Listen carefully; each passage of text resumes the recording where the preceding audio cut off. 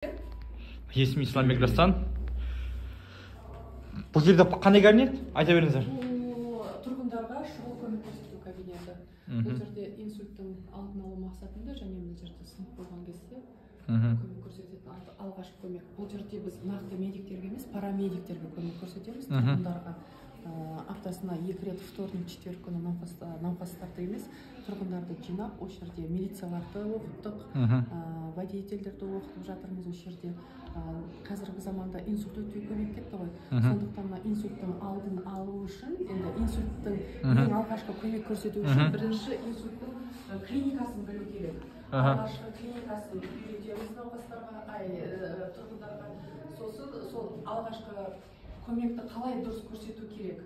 В общем, мүгедектікке алып бармас үшін инсультқа жедел жәрдем уақытылы болса, онда мүгедектік бізде аз болады. Сондықтан біз парамедиктерді оқытып, инсульттың подозревать етіп, нақты инсульт қой деген подозрение болған жағдайда, сол кісілерге алғашқы көмекті қалай дұрыс көрсету керек екенін үйретеміз.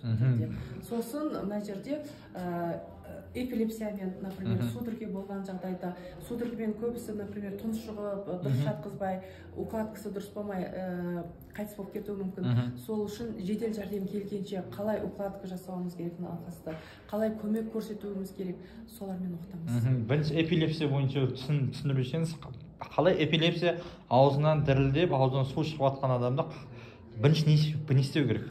Бірінші құлап бара жатқан науқасты бірінші дұрыстап жатқызуымыз керек. Бір жағына қаптауына жатқызып, оң жағына немесе сол жағына? Ол значение не имеет. Бір жағына жатқызу. Бір жақ қаптауына жатқызамыз да, тілін жұтып қоймайтындай етіп жатқызуымыз керек.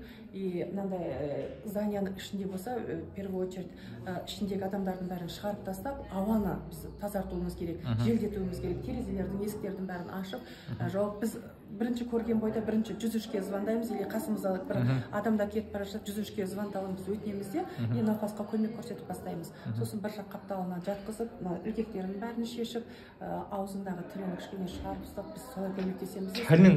Тілін шығарған кезде қалай шығарады? Не істейді? Тілін бізде, например, платочкпен ұстап тілін, или болмасам темір болмайды, ручка, қалам, сонымен тілін тісіне қойып, тілін жұтып қоймау керек, потому что механический асфиксиядан науқас қайтыс болып кетуі мүмкін. Өз тілін жұтып, өзі немесе анау аузын ашу керек те, тілін ұстап тұру керек қой. Немесе айтып жатырмын ғой, соны егер платочек бір таза зат болса, сонымен аузын тартып, тілін ұстап тұруымыз керек, тілін жұтып қоймау керек науқас. Сол арада біз енді біздің көмегіміз бұл жерде жедел жәрдем келгенше ғой. Жедел жәрдем келгеннен кейін жедел жәрдемнің фельдшеріне осындай жағдай болды, мынанша сағатта судорогасы ұстады, біз мынандай көмек көрсетіп жедел жәрдем. Енді келесі оқиға шоковый состояниеден тез шығару.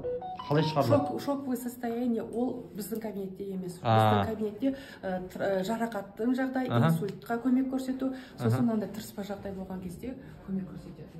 Инсульт болған кезде бізде ең бірінші фаст тест дейміз, ол классический инсульттың кезінде, мысалға науқастың бет, қол, сөйлеу уақыт дейді. Фаст тест деген фейс, арм, реч, время уақыты. Біз бұл жерде максимально уақыттан өтуіміз керек та. Науқаста, например, беті қисайып қалса, бірінші беті қисайып қалуы мүмкін. Содан кейін қолыңызды көтеріңізші деп, например, науқастан қолын көтеруін сұранамыз. Также біз бірінші подозрение болған кезде қасымызда өтіп бара жатқан жолаушы болсын, кім болсын, 100-ге звондай беріңізші, осы жерде деп местоположениені айтамыз да, уақытын қарап. И сосын жаңағыдай сөйлеуге тырысамыз. Ал егер науқас есінде болса, ол инсульт болғанда міндетті емес есін жоғалтуы, полном сознании жатып инсульт ала беруі мүмкін. Если науқастың санасы анық болса, ең бірінші біз науқасты жаңағы судорогада сияқты дұрыстап жатқызамыз да, науқасты тыныштандырамыз. Бәрі жақсы болады, ештеңені уайымдама деп. Потому что ол бәрі нормально болып тұрған адам бірден сөйлей алмай, бірден аяқ қолы істемей қалған кезде психологический стресстен одан бетер күшейіп кетуі мүмкін. Сол үшін тыныштандырамыз. Жаңа мен айтып өткендей, терезе есіктің бәрін ашып, если зданияның ішінде болса, көшеде болса, жаңа қолыңызға түскен затпен басын дұрыстап қойып, и бұл жердегі әңгіме ең бірінші мойын дұрыстап қоюымыз керек. Потому что мойны қисайып қалса, так миына қан бармай жатқан кезде, ол одан бетер усилиться етіп кетіп, ишемия нарастать етуі мүмкін. Сондықтан басын түзу қоямыз да, и жаңағыдай алғашқы көмегімізді көрсетеміз. Жаңағыдай, мысалы, геморрагический инсульттың кезінде судороги болуы мүмкін. Судороги болғанда да жаңағыдай көмек көрсетеміз.